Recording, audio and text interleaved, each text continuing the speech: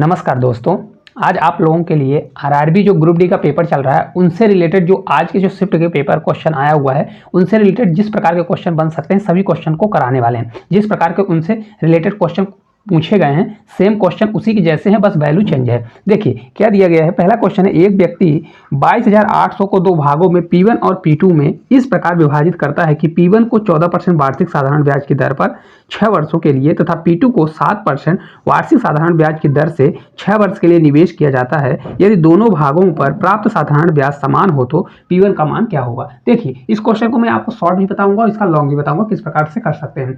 यहाँ पर देखिए 22,000 दिया गया है क्वेश्चन में, थोड़ा उसको करेक्ट कर लीजिएगा, 22,800 दिया है। ठीक है, देखिए यहाँ पर ये समझिए क्या है, एक व्यक्ति है, टोटल कितना दिया गया है तो टोटल उसका है कि 22,800 रुपए टोटल, मतलब वो इन्वेस्टमेंट कर रहा है, एक प्रकार से समझिए। ठीक है, P1 और P2 में, किसके में तो दो राशि है, P1 है और P2 में दो राशि में वो कर रहा है। इसके अलावा देखिए P1 को कितने में, तो P1 को देखिए 14% पर, कितने परसेंट पर, 14% पर, और इसको कितने में कर रहा है तो इसको देखिए 7% पर, और दोनों को ही कितने तो 6 ईयर में कर रहा है। कितने में कर रहा है, 6 ईयर के लिए इन्वेस्ट कर रहा है। तो बोल रहा है कि जो P1 राशि है कितनी है, और दोनों का क्या है, सिंपल इंटरेस्ट बराबर है। तो अगर आप देखें सिंपल इंटरेस्ट निकाला कैसा जाता है, सिंपल इंटरेस्ट होता है कि मान लीजिए कोई राशि है, इस पर कितना लगा, इस पर मान लीजिए कितना है, इस पर 14%, मतलब ये मूलधन हुआ, मूलधन गुणे दर गुणे हो गया, दर गुणे ये हमारा समय हो गया, समय 6 ईयर हो गया। ठीक है, अब ये हमारा बराबर इसलिए हो क्योंकि दोनों का साधारण ब्याज क्वेश्चन बोला है बराबर है। और दूसरे का क्या हो जाएगा, ये P2 दिया है, P2 मल्टीप्लाई कितना होगा, 7% लग रहा है, 7% करेंगे।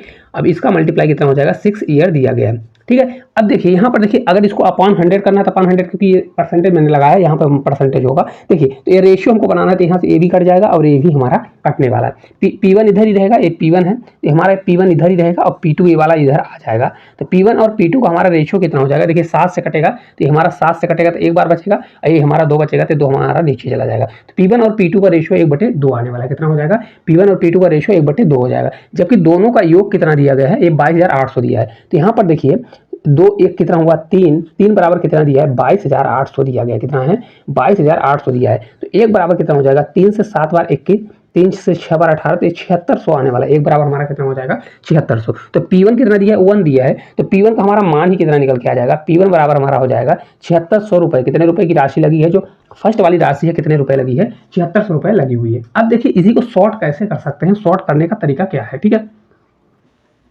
अब देखिए इसको शॉर्ट कैसे किया जा सकता है। शॉर्ट करने का तरीका सबसे अच्छा है, अगर ऐसा क्वेश्चन डायरेक्ट पूछा जाता है तो डायरेक्ट आप करिएगा, P1 अपान P2 बराबर आपका हो जाएगा, क्या होगा, P1 अपान P2 बराबर होता है यहाँ पर R2 multiply T2 upon R1 multiply T1 होता है। अब यहाँ पर देखिए T1 और T2 देखिए सेम दिया गया है, यहाँ पर 6 ईयर दिया है, 6 ईयर दिया है, तो हमेशा ये कट जाएगा। क्या हो जाएगा, ये हमारा कट जाएगा। तो P1 और P2 का हमारा रेशियो क्या बन जाएगा, P1 और P2 का हमारा जो रेशियो है, R2 हमारा देखिए कितना दिया है, तो यहाँ पर देखिए ये हमारा R2 होगा, क्योंकि P2 है तो इसका R2 होगा, तो 7 रखेंगे अपान R1 कितना है, 14 दिया है। इनका रेशियो देखिए 1/2 आने वाला, कितना आ जाएगा, 1/2। तो वही देखिए टोटल कितना हो रहा है, 1/2 मतलब 2 1 मिला के 3 हो रहा है, तो टोटल 3 बराबर कितना हो जाएगा आपका, ये 22,800 आपका होने वाला है। तो एक बराबर आपका कितना आ जाएगा, सेम वही 7600 रुपए आ जाएगा, जो कि P हमारा कितना दिया है, P बराबर, P का मान 1 के बराबर है, तो P1 हमारा कितना आ जाएगा, P1 बराबर हमारा हो जाएगा 7600 होने वाला है। तो आप इस मेथड को अपनाइएगा ताकि आपका पेपर जल्द से जल्द हो सके। चलिए अगले क्वेश्चन की ओर चलते हैं। देखिए अगला क्वेश्चन है, एक बेईमान दुकानदार किसी वस्तु को 20% लाभ पर बेचता है, लेकिन वह 1 किलोग्राम की वजन जगह पर केवल 800 ग्राम देता है, तो ऐसी स्थिति में दुकानदार का कुल लाभ प्रतिशत क्या होगा। हमेशा ऐसा कभी भी क्वेश्चन आता है तो आपको क्या करना है, देखिए क्या कर रहा है, पहले वो 20% का प्रॉफिट ले रहा है। कितना कर रहा है, तो 20% का प्रॉफिट कर रहा है। फिर उसके बाद क्या कर रहा है, तो 1 kg के स्थान पर, मतलब 1 kg के स्थान पर कितने का यूज कर रहा है, 800 ग्राम का यूज कर रहा है। तो देखिए क्या करेंगे, इसको हमेशा CP और SP का रेशियो, CP मतलब कॉस्ट प्राइस और SP मतलब सेलिंग प्राइस होता है। मतलब देखिए इसका क्या होता है, देखिए मान लीजिए अगर हमने माना कि कोई 100 रुपए की चीज है तो उस पर 20% का प्रॉफिट कमा रहा है। 100 रुपए की कोई चीज खरीदा, 100 का 20% निकालेंगे तो 20 ही आता है, तो मतलब वो उसको कितने में बेचा, 120 रुपए में। समझ में आ रहा है, देखिए 100 रुपए की चीज को 120 रुपए में बेचा तो 20 रुपए का प्रॉफिट हो गया। अब यहाँ पर बोल रहा है कि 1 kg के स्थान पर 800 ग्राम बेच रहा है, मतलब 800 ग्राम, तो मतलब खरीद के तो लाया कितना, देखिए खरीदेगा कितना भाई, 800 ही तो दे रहा है, तो यहाँ पर हमारा 800 हो जाएगा। कितना हो जाएगा, 800, और बेच रहा है कितना, तो 1000 बेच रहा है, मतलब 1 किलो में 1000 ग्राम होता है, मतलब लोगों को बेच रहा है, मतलब बता के बेच रहा है कितना,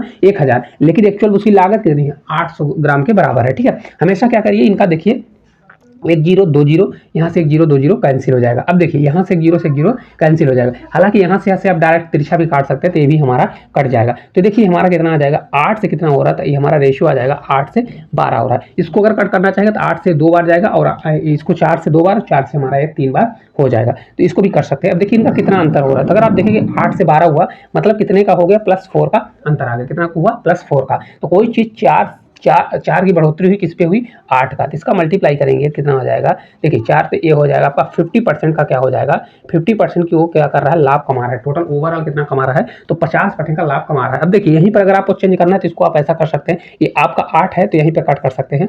4 से कट करेंगे तो 4 से आपका 2 बार जाएगा, और 4 से आपका 3 बार। तो इसको अगर आप देखेंगे तो कितने का अंतर आ रहा है, सिर्फ ओनली 1 का अंतर आ रहा है। कितने का अंतर आ रहा है, 1 का। तो 1/2 ही कितना होता है, 50% आपका आ जाएगा। ठीक है, चलिए अगले क्वेश्चन की ओर चलते हैं। देखिए अगला क्वेश्चन है, एक व्यक्ति आधी दूरी को डी 30 किलोमीटर प्रति घंटे की गति से तथा शेष आधी दूरी को 40 किलोमीटर प्रति घंटे की गति से तय करता है, तो पूरे सफर की औसत गति क्या होने वाली। देखिए औसत गति का क्वेश्चन हमेशा पूछा जाता है। देखिए आधी दूरी अगर टोटल दूरी हमारी डी है तो उसकी आधी दूरी d/2 कितना चल रहा है, तो 30 किलोमीटर की स्पीड से चल रहा है। कितना चल रहा है, 30 किलोमीटर प्रति हावर से। और सेम आधी दूरी मतलब d/2 कितना चल रहा है, तो ये चल रहा है आपका 40 किलोमीटर की दूरी से चल रहा है। कितना चल रहा है, 40 किलोमीटर की स्पीड से चल रहा है। हमेशा याद रखिए, कभी भी अगर इनका समय बराबर दिया और डिस्टेंस बराबर है तो हमेशा डायरेक्ट अगर दो का एवरेज लगाना है तो एवरेज निकालने के लिए क्या हो जाएगा, 2x upon x plus by लगा दीजिए। ठीक है, अगर ये हमारा क्या हो जाएगा, फर्स्ट वाली दूरी है तो एक्स होगा, ये बाई होगा। डायरेक्ट इस पर रख दीजिए। देखिए 2 मल्टीप्लाई एक्स कितना होगा 30, तो यहाँ पर 30 करिए, मल्टीप्लाई इसको 40 कर दीजिए, और अपॉन कितना करेंगे तो एक्स प्लस बाई कितना होगा, 40 30 कितना हो जाएगा, ये 70 हो जाएगा। ठीक है, इस प्रकार से आपको करना है। अब देखिए इसको जब मैं सॉल्व करूंगा तो कितना आएगा, इसको देखिए एक जीरो से एक जीरो कैंसिल कर दीजिए, 4 से 3 बार 12, 12 दूना 24, तो आपका 240 आ जाएगा। 240 अपॉन 7 करेंगे तो 7 से 3 बार आपका जाएगा, 7 त्रिक 21 कितना हो जाएगा, तो 7 से 3 बार 7 त्रिक 21 होगा, 30 बचेगा, 7 चौक 28, फिर आपका बचेगा 20, है ना। तो 7 से 2 बार 14, आपका ये आने वाला है 28 किलोमीटर प्रति हावर्स आ जाएगा। ठीक है, अभी तो आपका डायरेक्ट दो वाला आ गया कि 2 स्पीड दी गई है और डायरेक्ट आप उसका एवरेज निकाल लें। अगर यहीं पर अगर 2 3 देता है तो आपको हमेशा याद रखना एवरेज स्पीड का क्या होता है फार्मूला। एवरेज स्पीड होता है टोटल, क्या होता है, total distance upon total time. क्या किया जाता है, total distance upon total time करके निकाल लेंगे, तब जाके आपका आने वाला है। ठीक है, हमेशा इस प्रकार से याद रखिएगा, तभी जाके इस क्वेश्चन का आंसर आप ला सकते हैं। तो अगर 2 3 देता है तो फिर आपको इस प्रकार से लगाना है, सिर्फ आपको टोटल दूरी निकालना है और टोटल टाइम निकाल के डिवाइड कर दीजिए, आपका आंसर आ जाएगा। ठीक है, चलिए अगले क्वेश्चन की ओर चलते हैं। देखिए अगला क्वेश्चन है, यदि x प्लस बाई का मान 4 है तथा x बाई का मान 2 है तो x की पावर 4 प्लस बाई की पावर 4 का मान क्या होने वाला है। देखिए दिया है, साफ साफ दिया है, x प्लस कितना मान दिया है, x प्लस बाई का यहाँ पर मान दिया गया है। x प्लस बाई का मान कितना दिया है, 4 दिया गया। इसके साथ साथ x और बाई का मान दिया गया है, x और बाई का मान 2 दिया है। इस प्रकार के क्वेश्चन मैंने एमपी पुलिस का जब एनालिसिस कराया उसमें बहुत सारे कराए हुए हैं। देखिए x की पावर 4 प्लस बाई की पावर 4 हमको चाहिए। तो देखिए इस क्वेश्चन को करने से पहले आपको देखिए इसको कैसे करना है।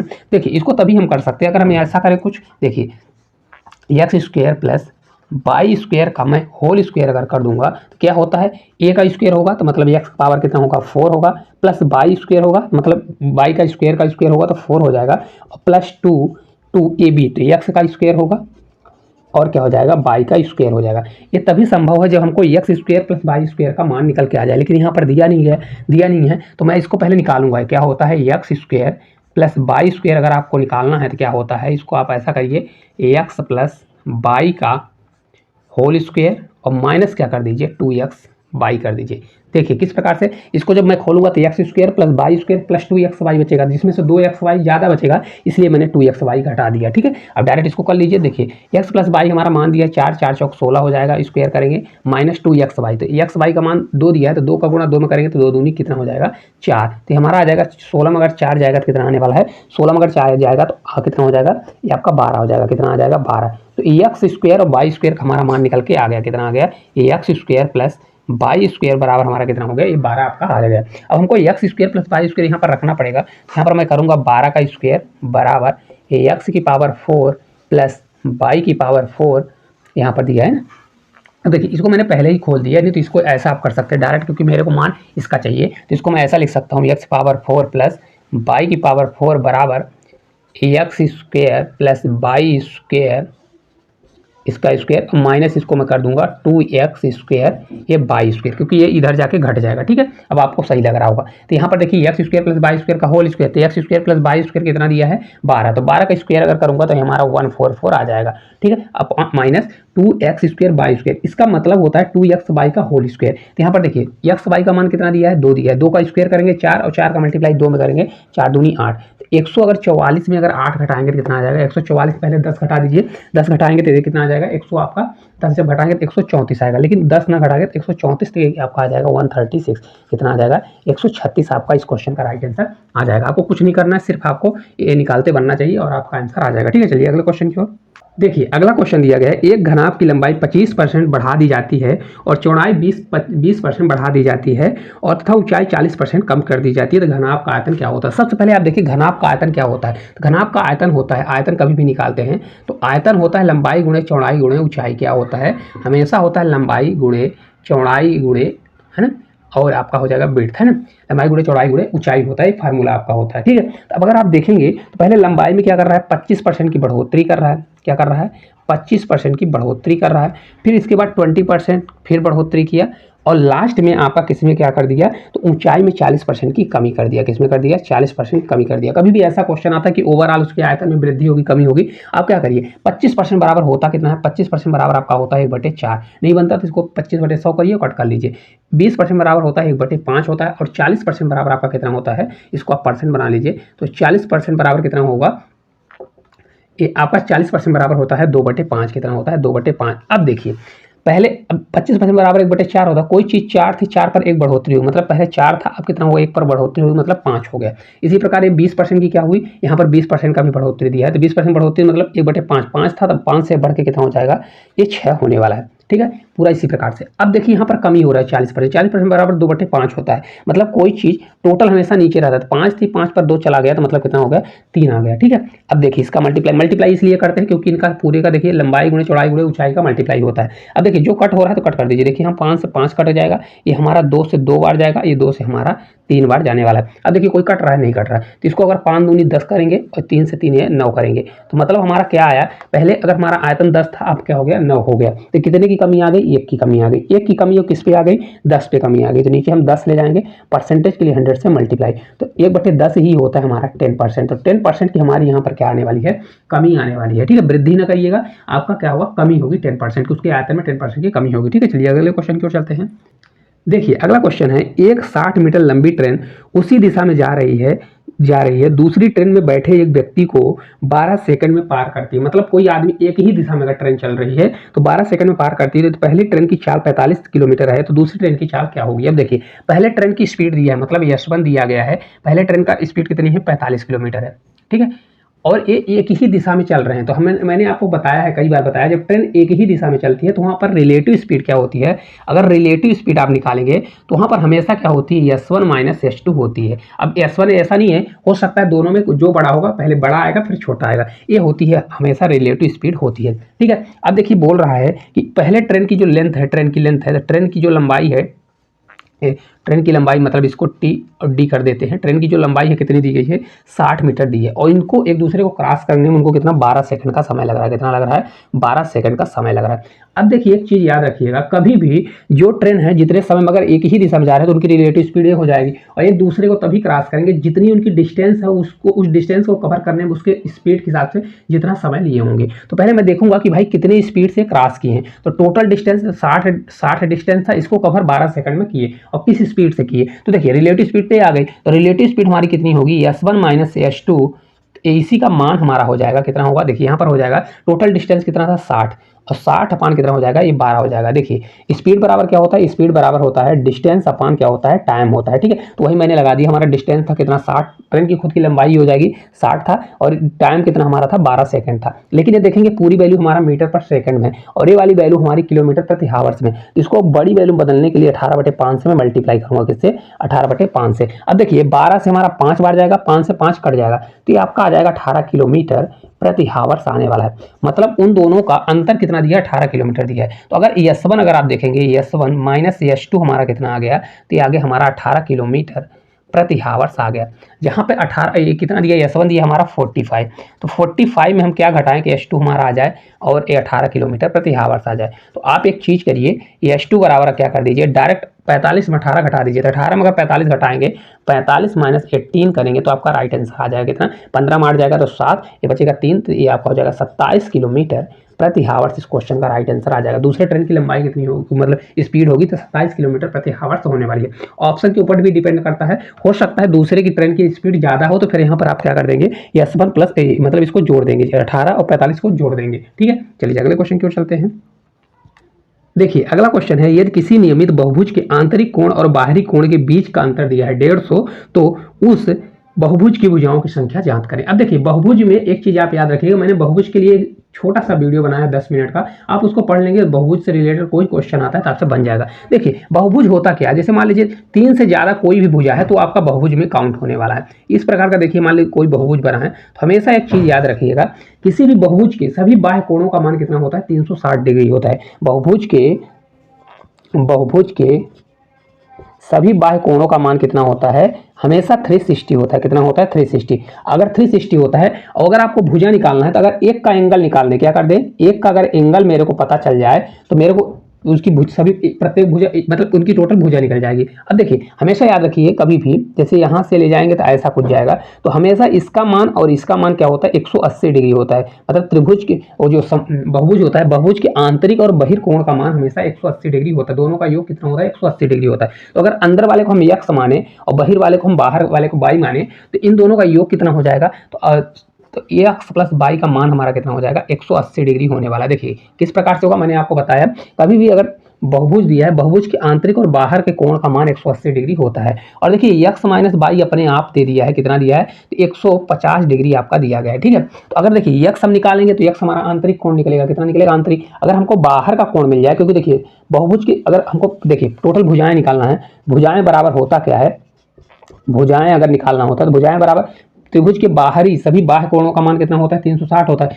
360 में अगर हमको एक का एंगल पता चल जाए, मतलब अगर एक का एंगल पता चल जाए, उससे मैं भाग दे दूंगा तो टोटल मेरे को भुजाएं पता चल जाएगा। ठीक है, तो मैं पहले देखिए मेरे को एक्स निकालेंगे तो अंदर आएगा, अंदर से मेरा मतलब नहीं बाहर का निकालना, तो मैं बाई निकाल लेता हूँ। तो मैंने आपको बताया था कभी भी इस प्रकार की वैल्यू आती है एक्स प्लस बाई और एक्स माइनस बाई, तो अगर एक्स निकालना हो तो इन दोनों को जोड़िए, अपान 2 कर दीजिए। अगर बाई निकालना हो तो इन दोनों को अंतर लीजिए और क्या कर दीजिए, अपान 2 कर दीजिए। तो 180 में अगर 150 घटाएंगे तो 30 आएगा, 30 का आधा कितना हो जाएगा हमारा 15, मतलब ये हमारा 15 होने वाला है। हो जाएगा 15 हो जाएगा। तो हमारा बहिर्कोण का एक बहिर्कोण का मान हमारा कितना आ गया, 15। तो टोटल अगर भुजाएं नंबर आप भुजाएं हमको निकालना है तो टोटल बहिर्कोणों का योग कितना होता है, 360 होता है। और एक का अगर 15 दिया है तो अगर देखिए इसी प्रकार से 15 15 जुड़ के कितना हुआ होगा, 360। तो टोटल कितने भुजाएं हैं निकल जाएगा। तो 15 से अगर मैं भाग दूंगा तो 15 से 2 बार आपका 30 हो जाएगा, है ना, 15 से 2 बार 30 हुआ, ये बचा हमारा 15 चौका 60। तो टोटल कितनी भुजाएं हो जाएंगी, 24 टोटल भुजाएं होने वाली है। कितनी भुजाएं हो जाएंगी, 24 भुजाएं आ जाएंगी। ठीक है, चलिए अगले क्वेश्चन की ओर चलते हैं।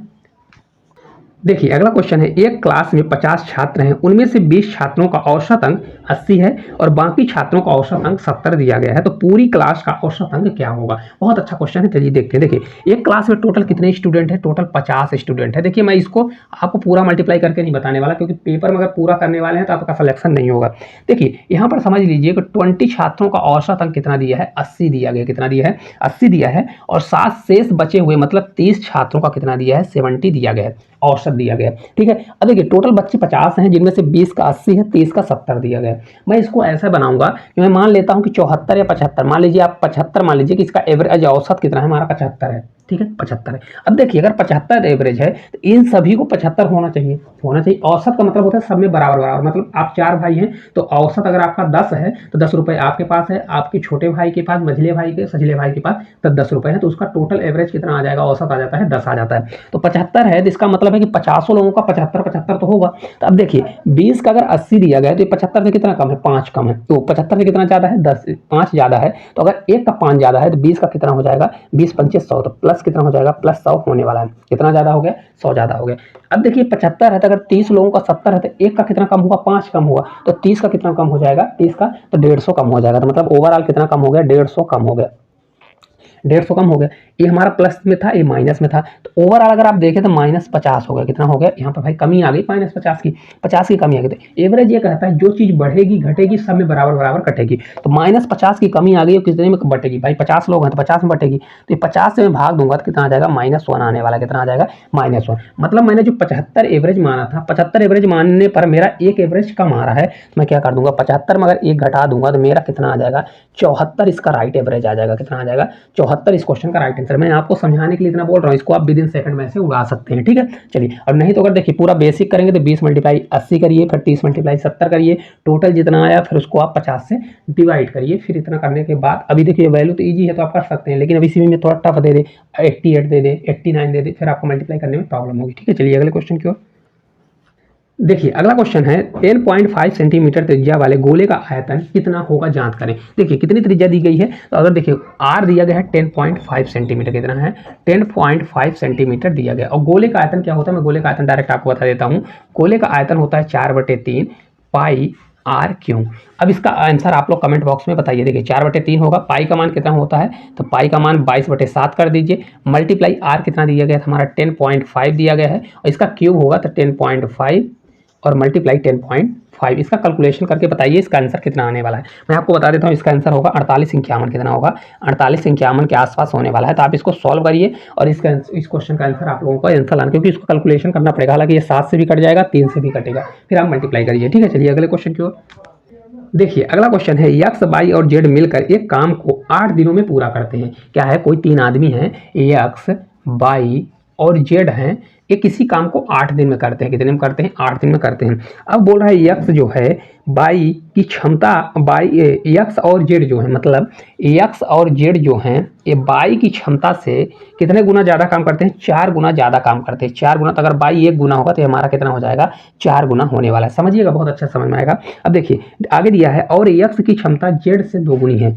मतलब यक्स की जो क्षमता है वो जेड से कितनी है, 2 गुनी है। तो अगर ये जेड की 1 गुनी है तो यक्स की कितनी हो जाएगी, 2 गुनी दी गई है।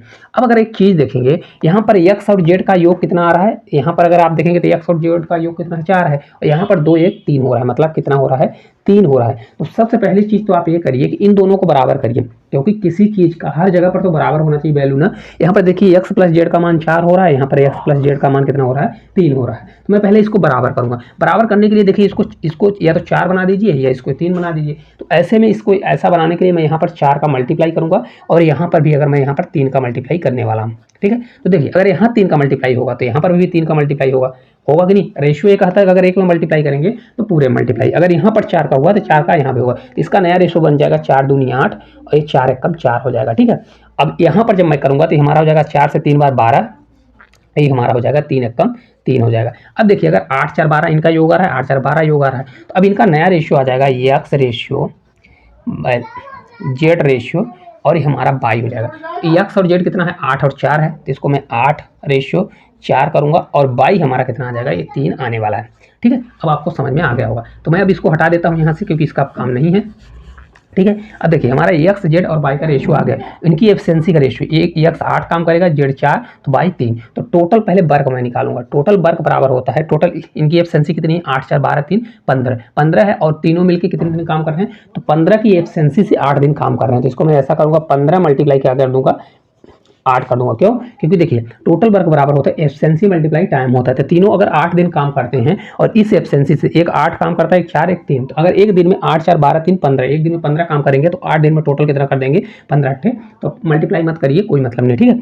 अब देखिए ये पूछा गया क्वेश्चन में, तो बाई अकेले कितने दिन में करेगा, बाई एक दिन में 3 काम करता है, तो इसको मैं 3 से डिवाइड कर दूंगा। तो बाई जो है कितना काम करेगा, 3 से 5 बार हो जाएगा, 5 8 5 40, तो कितने दिन में कर लेगा, 40 दिन में काम को कर लेगा। उम्मीद करते हैं बहुत अच्छा समझ में आया होगा। देखिए टोटल वर्क आप निकाल लीजिए, फिर बाई कितना करता है, तो देखिए टोटल वर्क 15 से 8 बार, आप मल्टीप्लाई भी मत करिए, क्योंकि आपको मल्टीप्लाई करेंगे टाइम जाएगा। तो आप इसको पूरा सेम रहने दीजिए और आप 3 से भाग दे दीजिए, तो आपका आंसर आ जाएगा, ठीक है। चलिए अगले क्वेश्चन की ओर चलते हैं।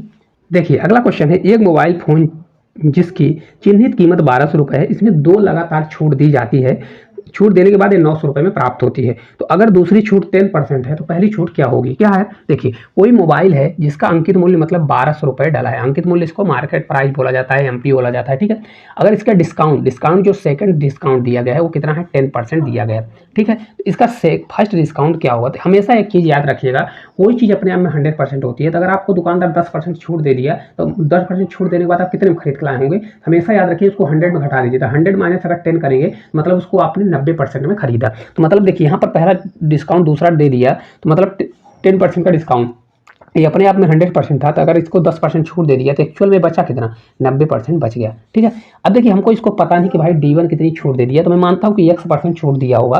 तो अगर 100% हमारी वैल्यू होती तो उस पर X% छूट देता तो ये X हो जाता। ठीक है, इसको इस प्रकार से लिख सकते हैं। अब देखिए डायरेक्ट करेंगे, मैं डायरेक्ट करेंगे कैसे, देखिए 1200 रुपये था, उस पर पहली छूट दिया कितना, इतनी परसेंट की, मतलब 100 में X% की छूट दे दिया तो X हो गया, और परसेंट के लिए अपन 100 कर देंगे, मल्टीप्लाई करेंगे। अब देखिए पहले 10% छूट दिया तो हमारा कितना हो गया, 90। तो इसको 90 करिए, परसेंट के लिए अपन 100 कर दीजिए। ये बराबर किसके हो जाएगा, तो हमारा 900, कितने लास्ट में कितने में लाया है, 900 रुपये में लाया है। अब देखिए 1 0 2 0, तो यहाँ से 2 0 कैंसिल, 1 0 2 0 कट गया। ठीक है, 9 से इसको कट करेंगे तो 9 से हमारा कितना बार जाएगा, 100 बार आपका जाने वाला है। ठीक है, 1 0 इधर चला जाएगा, तो हमारा ऐसा कुछ हो जाएगा। देखिए 12 बचेगा तो इसको 12 रहने दीजिए, ये हमारा जो है 100 माइनस X हो जाएगा, ये हमारा कितना हो जाएगा, 1000 आपका हो जाएगा। तो ये 100 माइनस X बराबर कितना होगा, देखिए इसको जब 12 से भाग दूंगा, क्योंकि ये 12 जाएगा डिवीजन में, 12 से 8 12 8 96, फिर आपका बचेगा 12 8 96, तो 4 बचेगा तो 40 हो जाएगा। ठीक है, तो 40 हो जाएगा। अब 40 12 से 3 बार ले जाएंगे, 12 3 36 होता है। ठीक है, तो आप ले जाइए, तो 12 से 3 बार 36 होगा। इसको पूरा जब सॉल्व करेंगे 36 होगा,